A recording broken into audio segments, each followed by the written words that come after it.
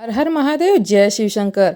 पूजा पाठ का अभिन्न हिस्सा है चावल यानी अक्षत। इसके बिना माथे पर कुमकुम से लगाया गया तिलक भी अधूरा है।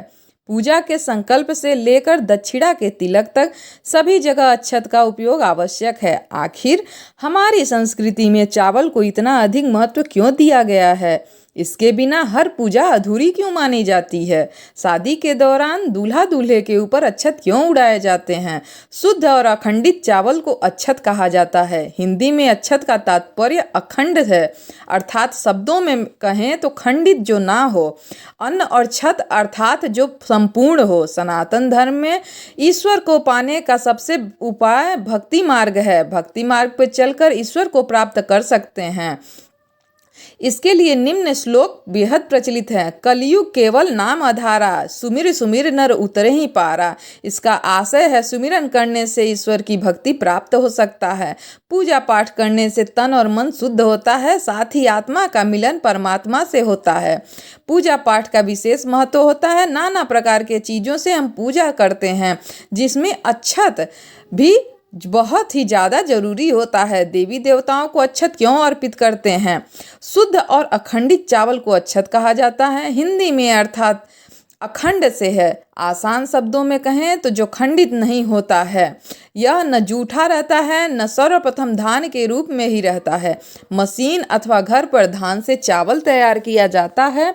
शुद्ध और अखंडित चावल को पूजा में इस्तेमाल में किया जाता है। क्यों अर्पित किया जाता है? भगवान श्री कृष्ण गीता में कहते हैं अर्जुन से, अर्जुन जो व्यक्ति मुझे अर्पित किए बिना कुछ भी खाता है, उपयोग करता है, वह चोरी माना जाता है।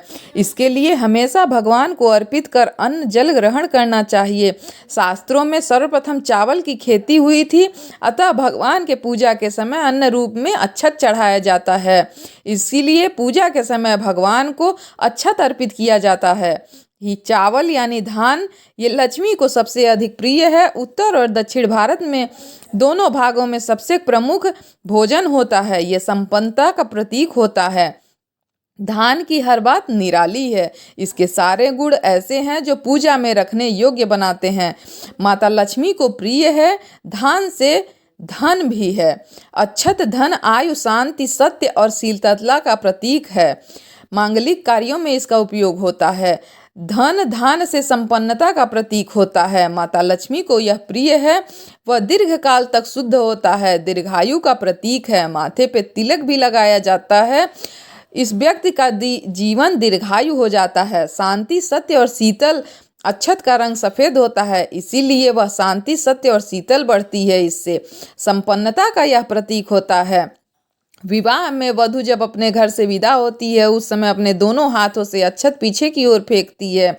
वह ससुराल जा रही है, लेकिन मायके से संपन्नता बनी रहे, इसीलिए वह अक्षत फेंकती है। तो एक लोटे या कलश में अक्षत भरकर प्रवेश द्वार पर रखा जाता है, पैर से अंदर गिराती है। इसका अर्थ होता है वह स्वयं लक्ष्मी स्वरूप प्रवेश कर रही है और अपने साथ समृद्धि और संपन्नता लेकर आ रही है।